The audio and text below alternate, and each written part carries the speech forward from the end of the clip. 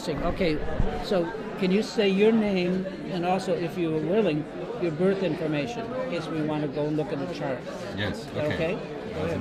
My name is Yuri Stork, and I'm born on the 28th November in 1962 on 5 p.m. in Rheinfelden, Switzerland. How do you say that again? Rheinfelden. It's Okay. near Basel. Okay, that would Basel help. is a big town. So let's talk about, you were saying something that I'm sitting all day waiting for something interesting, right? I've talked to many people, and it's interesting, but what you said is really interesting. Like, tell me about what happened, what you feel is happening in this industry, in astrology, in the last 4 or 5 years. I think it's not only in astrology, but I have this strong experience 5 years ago that something in the collective field of consciousness has hidden away. Something was just a light who became darker. So we lost something. We lost something. But what did we lose? And before I forget it, say what you do for a living and who you work with. Yes, I'm a astrologer in Switzerland, and I'm the company manager of Astrodienst with astro.com, the website. Good. Astro.com. Go ahead. But my work as an astrologer has nothing to do with Astrodienst. I'm consulting astrologers since 1992, and I'm working at Astrodienst since the year 2000. Okay, cool. Okay, so you feel that something's come over mass consciousness, a little bit of a depression, or something. You said something was lost. Can you say more? I think it's like a vision, a vision of a better world, of, I don't know, the vision of the takeover in the Aquarian age or things like that. This vision has gone lost. Do you think it's as simple as the rise of the conservative parties, like certainly in the United States? I mean, maybe. Republicans, I think and it's like we have no more collective vision. Tell me more. What is a collective vision? How do you see that? How can I say that? It's like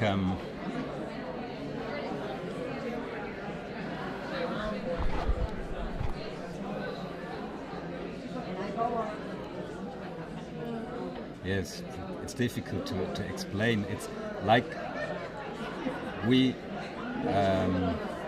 normal people, we need something that gives us that bounds us, that give us a connection in activity, a connection in our vision. Where do we have to grow? Where to evolve? So loss of direction. Yes, and we lost direction, but directionality. Yes, but this direction is given by something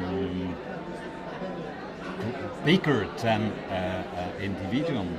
I mean, it is. It usually is, or it's not. Not now. It's not being given.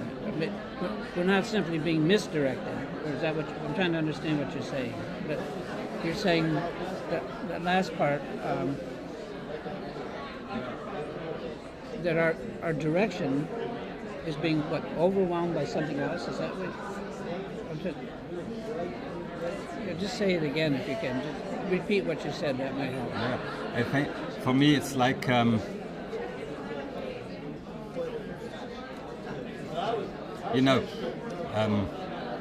I tried to explain it like that.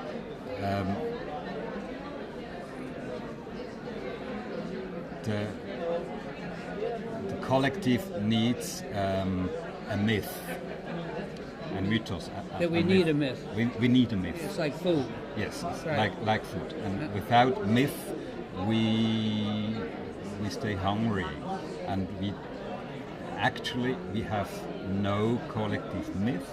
And this has, for me, it has also to do with this many esoteric and spiritual cuts. So the last 20, 30, maybe 40 years, there was so much spiritual or religious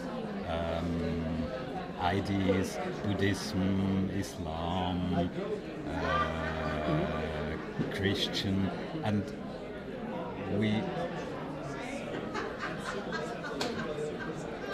especially we people from the more esoteric part of the world, we missed to combine all that different fields together.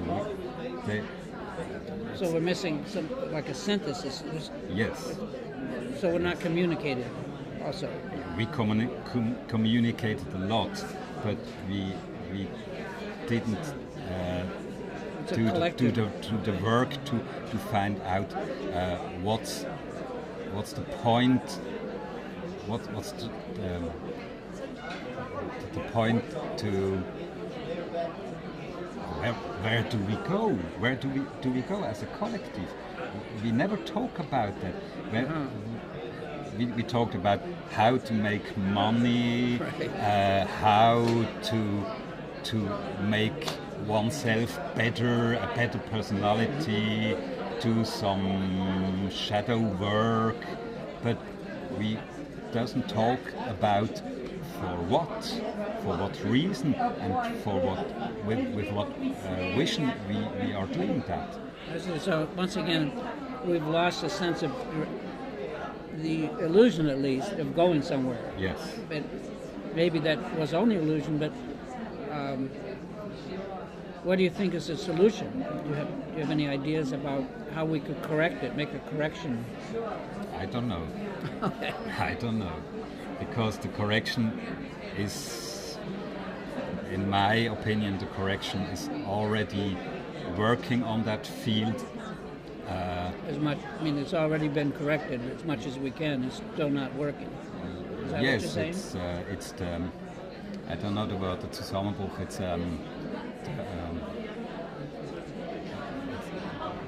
we are going into a crash of the civilization in terms that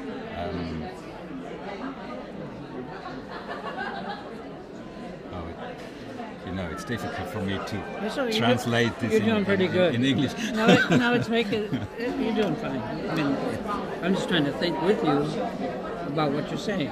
Yeah.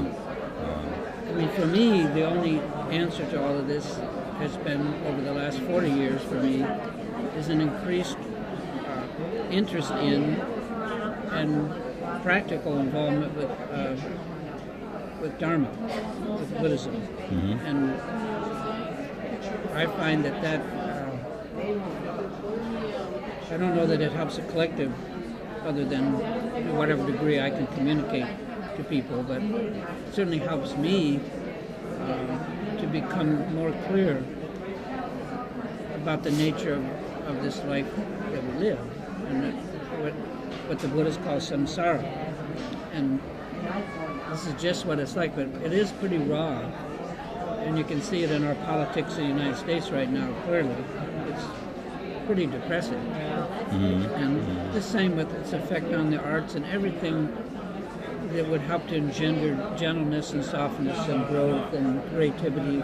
It's just like coffee or caffeine cuts out our more gentle intuitions just because it's like a buzz. It's the same idea that the buzz of all of this politics and stuff is kind of dampening, and this is where you started, dampening the intuitive, the ability to receive intuition. It's intuition pretty much alone that gives us directionality, because the present moment is where everything that ever came out of the mind. Every word, every thought, every deed came as an idea, and it came not in the past and not in the future, but it came in the present moment. And if we're unable to be receptive and receive the present moment and then get directionality from basic intuition that bubbles up, then we have no, it's like a compass that doesn't have any north. Yes, yes. So we're just yes. going around in circles.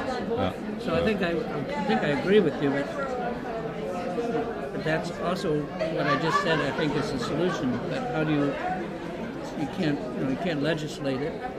How do people become interested in their own mind, and so that they can go to the mind and find relief and rest instead of tension and angst and anxiety and stuff like that. So, but in Switzerland there are a lot of people who are interested in that to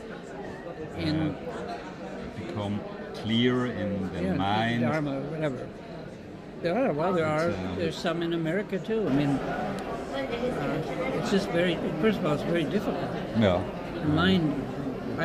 I'm a good astrologer. I've studied astrology for 58 years and I programmed it, and I can talk many different languages in it, but it's way easier than Dharma. Actually disciplining the mind is a lot harder than learning to be a good astrologer. And so I spend a lot of my time trying to figure out ways of interesting people in learning to really meditate, not just relaxation and meditation, which is not what the Buddha taught. The Buddha taught, wake up, become aware of what's happening to you now. And without being aware every second. In fact, they have a lineage prayer in my lineage that actually says unwavering attention, unwavering, is the body of meditation. That means they say that's the vehicle that you're going to ride if you're going to develop any realization whatsoever. And it's easy for us to say that unwavering attention is not so easy, because we're distracted. And someplace like this is whoa. It's like as we say, a child. Child walking years from years. Because, in my opinion, the whole life. Yeah. It's a work.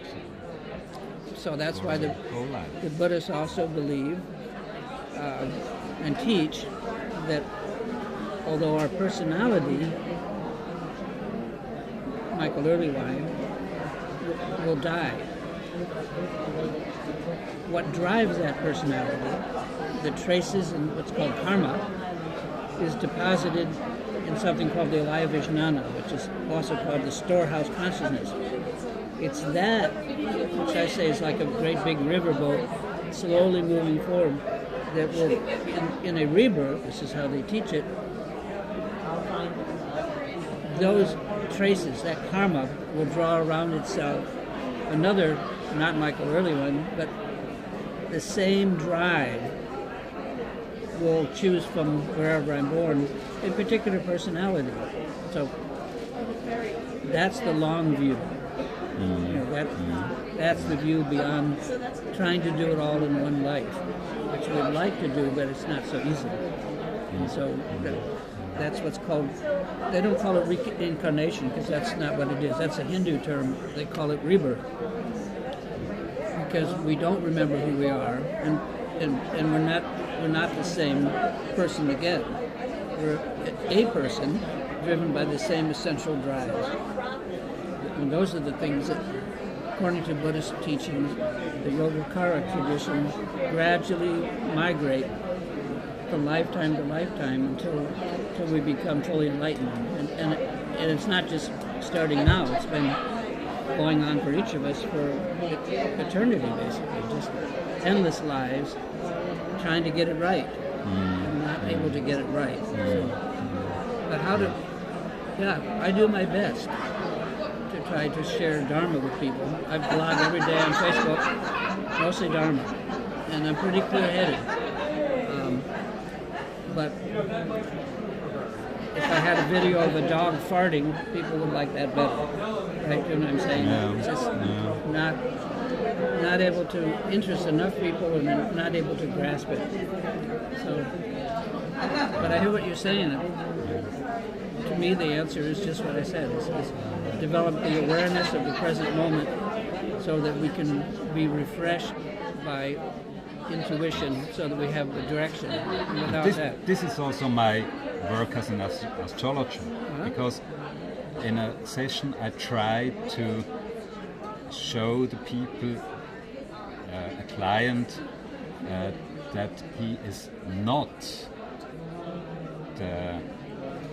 he's not the horoscope, he's not the matter, he's a point of consciousness that is inside all the things, or confronted with some energy, but he's not the energies. Okay, I think I get it. So that is a difference, or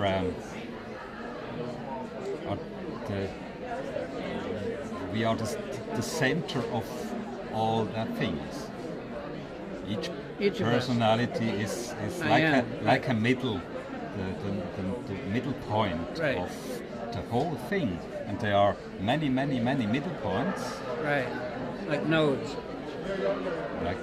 Like maybe the same, because the eye has no quality, has no. Not permanent. It's clear that the eye is totally clear, and that there's nothing. Right.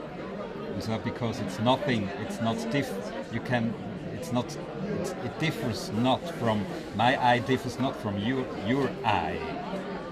When you say I, you're talking about not the ego, the point where I can. The point of consciousness, not ego or not self. Yeah. The point of consciousness. Right. I'm trying to think about that for a second.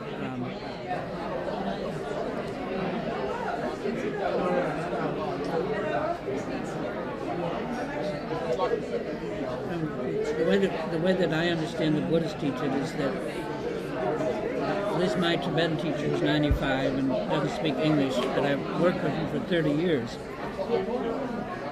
He says that astrology, and Tibetans all use astrology, but they don't know it. They have people like ourselves or something that calculate and show them. But he said that astrology is one of the limbs of the yoga, but not the root. Dharma is the root. And they say that the best that astrology can do, first of all, they believe astrology is useful. But they say that because it's dualistic as a subject and an object, it is a child of samsara. And that, yes, I agree. Yeah. And that it's like if the world were all covered with water and we had a sailboat, an astrologer can show you how to set the sails to improve your situation and go to a different part of samsara. But he would also say it's like rearranging the deck chairs on the Titanic. It's temporary relief only. It's not freedom from samsara. We would have to go to the center of the sphere, which is the Dharma, in order to expose the whole thing as an illusion and to develop what's called realization, to realize our situation so that the goal in Dharma is to realize that samsara and nirvana are conate. That means that they're two sides of the same coin and it can only always arise together and never separate. That means that enlightenment is the realization of samsara. It's not the end of, we don't go anywhere else. It's we realize the nature of what is already with us. And so that's the kind of teaching that I've spent much of my life in the last 30 years or 40 years trying to go through the process of purification, is what the Buddhists teach, that would allow me to thin out the obscurations and distractions so that I can concentrate. But I'm not sure I understood all of what you said about the point, but I kind of did. I got some idea of it. But I'm just saying that's what I'm trying to do. It may or may not be useful. Certainly it's useful to me to be able to Buddhists have two practices. They have what are called the preliminary practice of purification, because until we purify what obscures us, fogginess, we're not going to see anything. After you've purified enough, it's like a woman thinning out the cervix before a baby can be born. Once our obscurations are transparent so we can see through them, beyond them, then we begin what are called the realization practices. They are things like Vipassana, insight meditation, or Mahamudra, or something like that. Those are non-dualistic practices. And those are not so much seeing an object, it's not the object that we see, but it's the seeing itself that we become. It's important, not what is seen. Hegel, which I studied when I was younger, had a great statement in his Phenomenology of the Mind that says we go behind the curtain of the self to see what's there, but mainly for there to be something that can be seen. And it's this idea of bringing together the dualism so that it's non-dualistic, so that we can rest in that clarity. In a nutshell, that's all that I know about. I mean, that's the stuff I'm interested in. That's what I spend I write on it every day on Facebook, as much as I can stand it. They don't. I'm never tired of it, but I'm sure people are tired of me writing about it. But that's the best I can do to solve this problem that you mentioned, that we're in a little depression a bit. We're cutting off our life stream of intuition and deadening it because we're cheapening it and we're being distracted. And certainly just the stuff that our President Trump is just totally distracted. It's nothing but misdirection. Yes, but Trump, it's only an expression of a collective field. That's right. And it's not only Trump, it's in Europe. You have the same thing. The same Rising process that such people came and such politicians came and transformed the democracy structure, but they came because there are no others here who can say, listen, I know a way. Well, that's interesting. We have no way at the moment, and we have to pray for a new vision, for a new way. Well, this could be wrong, but there is one thing to be thankful for. Trump is like the Pied Piper. I don't know if you have the image of the Pied Piper in Germany, but he leads all the... Yeah.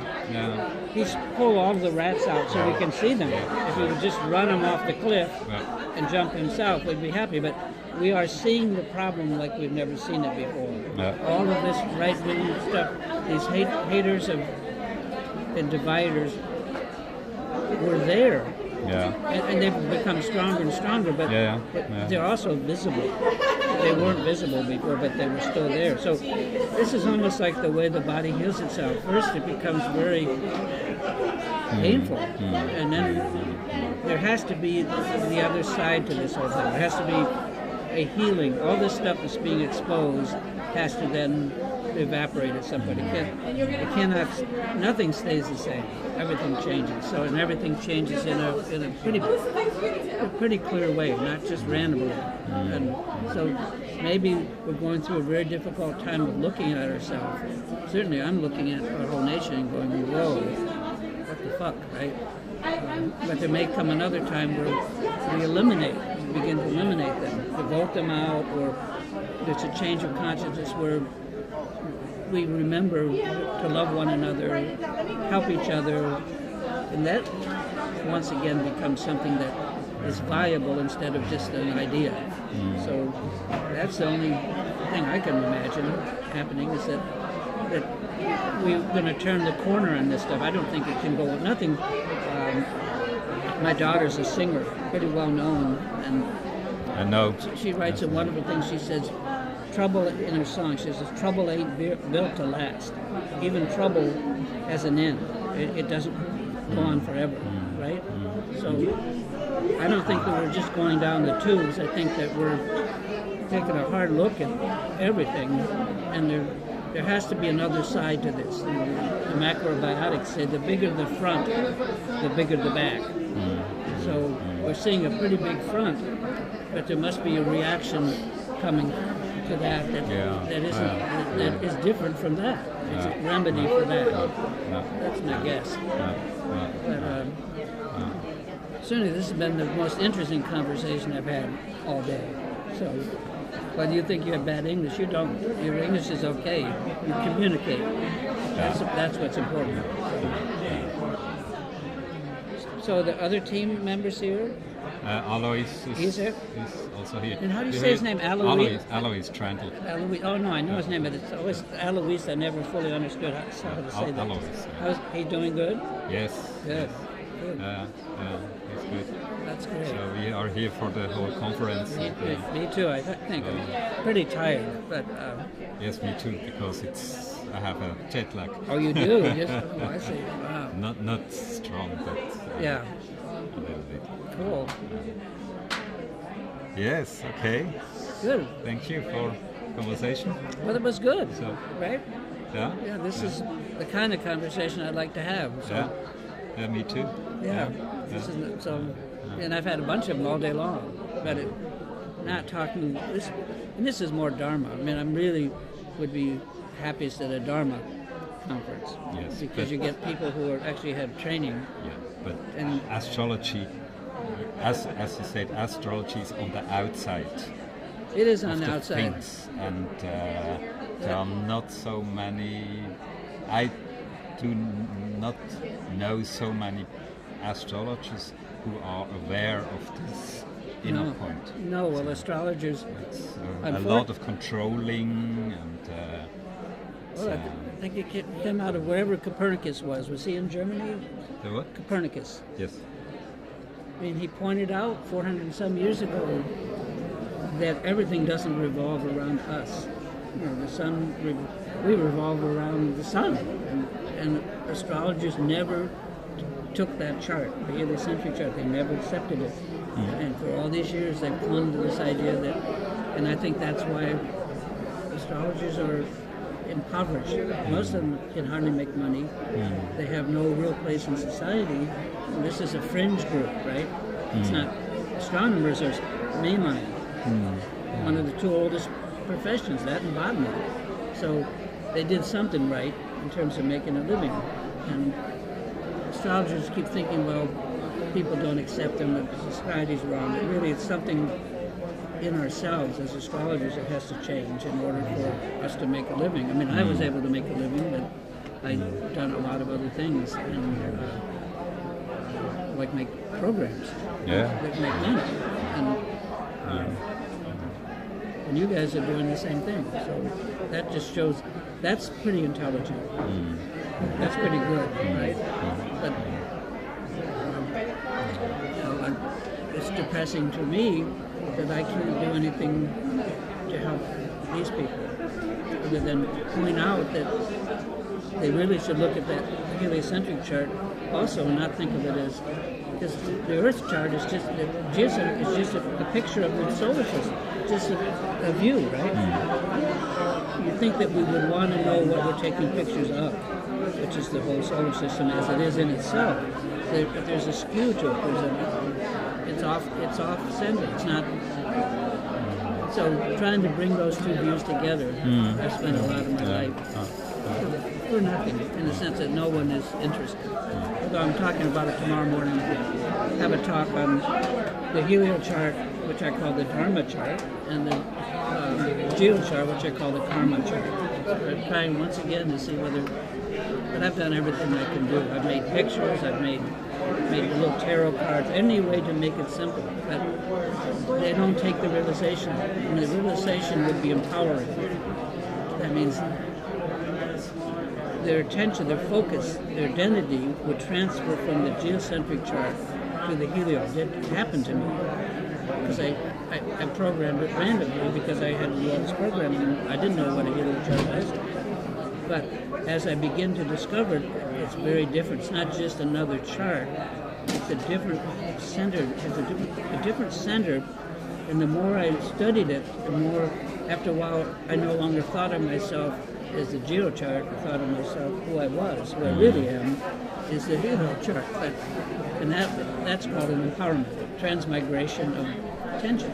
That my identity changed, and I no longer identified with the simple chart, the traditional chart, but I identify, and I still do, with the helio chart. I use both the charts, of course.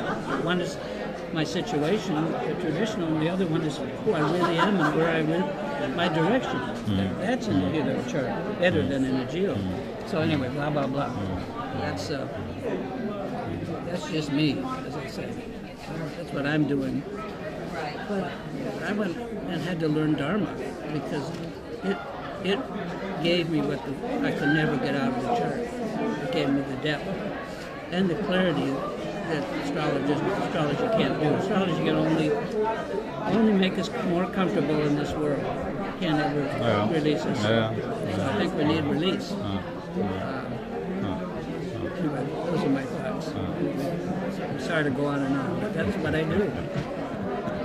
That's all I care about. So, that and my grandchildren and kids and stuff like that. Cool. Okay. Good, that's good. Thank you. Thank Michael. you, my friend. Have a nice day. Yeah. See you. See you soon. Yeah. See you. Come back anytime. Yeah.